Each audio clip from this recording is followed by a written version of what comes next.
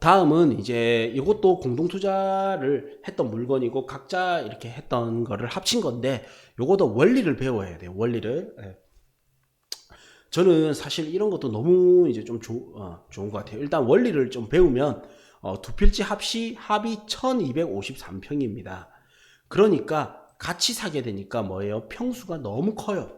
너무 크다 보니까 이 평당가가 비싼 동네거든요. 요 동네가. 그럼 평당가가 비싼데 평수가 크다 보니까 뭐예요? 땅값이 싸게 나올 수밖에 없는 거예요. 그렇게 안 하면 각자 팔아야 되거든요. 그래서 이거를 가분할도를 그리게 됩니다. 이런 땅을 공동투자하는 방법은 여러분들 하시라는 건 아니에요. 이런 방법이 있다라는 겁니다. 괜히 이제 저는 노하우를 알려드리려는 거예요. 오해는 안 하셨으면 좋겠습니다. 그래서 이런 큰 땅은 공동투자할 수 있는 방법이 두 가지가 있습니다. 첫 번째는 이 큰 땅을 A라는 사람이 이 큰 땅을 다 사와서 B, C라는 사람한테 파는 경우. 첫 번째는 A라는 사람이 이 땅을 다 사와서 파는 경우가 있고요. 두 번째는 원지주가 있을 거 아니에요. 원지주로부터 사는데 A, B, C 이렇게 그냥 잔금위를 같이 해서 각자 나눠 가지는 경우가 있어요. 그래서 저는 1번 경우를 좋아하지 않습니다. 이런 거는 조금 사자일 가능성이 높아요. 왜냐하면 A라는 사람이 사서 B, C한테 팔았다. 당연히 A는 마진이 남아야 되겠죠.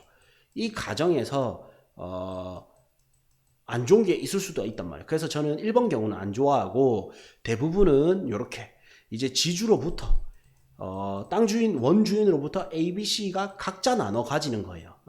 그래서 요거도 마찬가지로 우리가 가분할도를 그려서 각자 나눠 가지는 겁니다. 이거를 1번부터 7번까지 각자 나눠 가지는데 이거를 이제 가분할도 면적과 금액을 다 다르게 하는 거예요. 왜냐하면 이 도로변은 당연히 비싸야 되죠.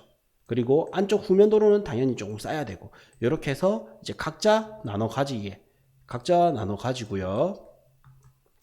이렇게 해서 이제 제일 큰 게 뭐가 있었냐면 4번 필지가 가장 큽니다. 그래서 나머지는 8,800만 원, 그 다음에 뭐 2억 1천, 1억 5천, 1억 2천 있으면 살 수가 있지만 4번 필지는 2억 6천5백만 원이 필요하기 때문에 실제 이제 개발비나 수수료까지 다 했을 때 2억 6천5백만 원이 필요하기 때문에 요거를 우리는 이제 공동 투자를 했던 거예요. 그래서 요 두 필지를 이렇게 투자를 했었던 경우고 제가 이제 요거까지는 이제 조금 알려드리기 그래서 이제 그런데 요때 노하우를 알려드리면 이제 요렇게 해서 취득세를 내고요. 그 다음에 법무비도 내고 이제 투자를 했는데 이게 우리가 이제 6개월 만에 팔 것이다. 6개월 이내로 단기 투자를 해보자. 이렇게 해서 투자를 했었습니다. 이렇게 놓고. 그래서 5억 8천 20만 원에 매입을 했고, 취득세 등기비는 약 2천만 원, 개발비용 300만 원, 수수료는 520만 원, 복비 이렇게 나갔었고, 대출이 많이 나왔어요. 그러니까 대출금 대비 땅값이 뭐예요? 싸죠? 이거는 두 중에 하나입니다.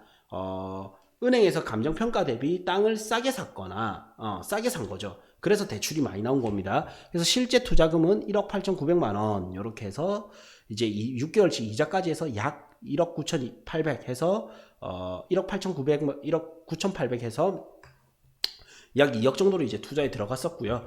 그래서 우리는 누구 뚝뚝뚝 해가지고 이제 3천만 원, 3천만 원, 2천만 원, 1천만 원, 5천만 원 이렇게 해서 빨리 치고 빠지자 해서 공투를 2억을 모아서 공투를 했던 거예요. 공동 투자를. 그래서 이게 팔았어요. 팔았는데 17년 11월 제가 이때 보면 17년 8월에 사가지고 17년 11월에 그러니까 석 달 만에 팔았어요. 석 달 만에 6개월을 보고 들어갔는데 석 달 만에 팔았어요. 그래서 석 달 만에 얼마에 팔았냐? 7억 2천만 원에 팔았어요. 7억 2천만 원에 팔아서 대출금 4억 2천 갚고 중도상환수수료 뚱뚱뚱뚱 이렇게 양도세까지 다 떼고 나니까 26% 나온 거예요. 세후. 그래서 투자금 대비 석 달 만에 세후 수익률이 26%가 나왔던 거예요. 세후 이제 수익률이요. 그랬을 때 이제 여기서 제가 노하우를 일단 알려드릴게. 첫 번째 뭐가 있냐면 법인세는 어떻게 계산하느냐. 법인세는 토지를 팔게 되면 비사업용이 되면 우선 11%가 무조건 붙어요. 요거는 당해 연도에 바로 내게 돼 있습니다. 세금을. 그 다음에 법인세가 붙죠. 실제 이 법인세는 어떻게 되냐면 예를 들어 1억의 양도 차익이 생겼잖아요. 그러면 요거에 대해서 11% 비사업용 토지 11%에서 1,100만 원이 나가요. 그러면 이제 순수 남는 돈은 8,900만 원이 남죠. 요게 이제 플러스 마이너스를 합니다. 법인의 경비를 쓰냐 안 쓰냐 따라서 경비를 예를 들어서 5천만 원을 씁니다. 그러면 3,900만 원이 남죠. 3,900만 원에 대한 법인세를 내게 돼 있고요. 그 다음에 이 돈을 이제 법인에 있는 돈을 내가 찾을 때 이 15.4%를 내게 돼 있어요. 14%인데 지방세가 포함해서 이건 전부 실제 그 세금이에요. 원래는 10%인데 지방세 10%에서 1% 붙고 법인세 10%에 지방세 10% 붙어서 1%, 10%에 10% 해가지고 1%가 붙어서 실제 이만큼이 나가는 거예요. 근데 이거를 양도세를 이제 법인세 비사업용 토지 세금은 줄일 수가 없어요. 근데 법인세나 배당소득세 이런 걸 어떻게 줄일 수 있냐면 이거는 줄일 수가 있어요. 뭐냐면 경비를 쓰는 거예요. 경비를 쓰는 거에 대표적인 게 뭐가 있냐면 또 지웁시다. 경비를 쓰는 거에 대표적인 거는 뭐가 있냐면 급여입니다. 급여. 그래서 이거는 예를 들어서 내 법인이다. 그러면 내 법인에 올해 땅을 팔았어요. 올해 땅을 팔았으면 초기에 팔았어요. 그러면 올해의 급여를 내가 인위적으로 조금 높여 놓는 거예요. 그러면 경비가 많이 나가기 때문에 4대 보험이 올라가더라도 이게 더 나은 거예요. 그러면 양도세를 줄일 수가 있어요.